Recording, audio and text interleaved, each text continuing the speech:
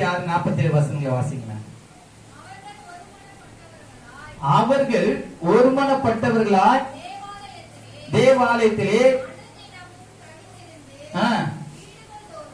வீடுகள் தோறும் அப்பம் பிட்டு மகிழ்ச்சியோடும் கபடமில்லாத இருதயத்தோடும் போஜனம் பண்ணி தேவனை துதித்து ஜனங்கள் எல்லாரிடத்திலும் தயவு பெற்றிருக்கார்களா?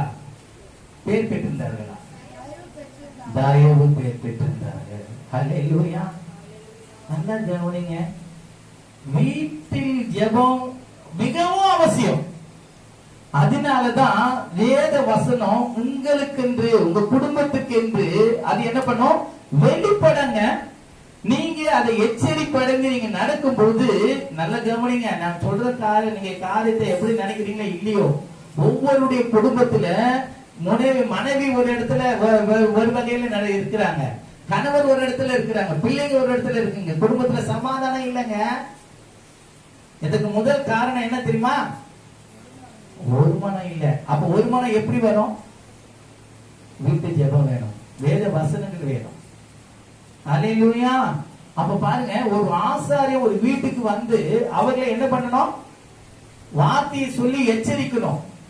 அவங்க குடும்பத்துல தேவ சமாதானத்தை கூறணும். ஆண்டவர் அதான் சொல்றாரு, நீ ஒரு வீட்டுக்கு போ, அங்க சமாதான பாத்திரம் இருக்கானா சொல்லி அவன் கண்களுக்கு நீ முன்பாக எதை வைக்கிறானா அதை சாப்பிட்டு அவனை என்ன பண்ண? ஆசீர்வதிங்க. நீ கூறுகிற சமாதானம் அவளுக்கு உண்டாகும் சொல்ற.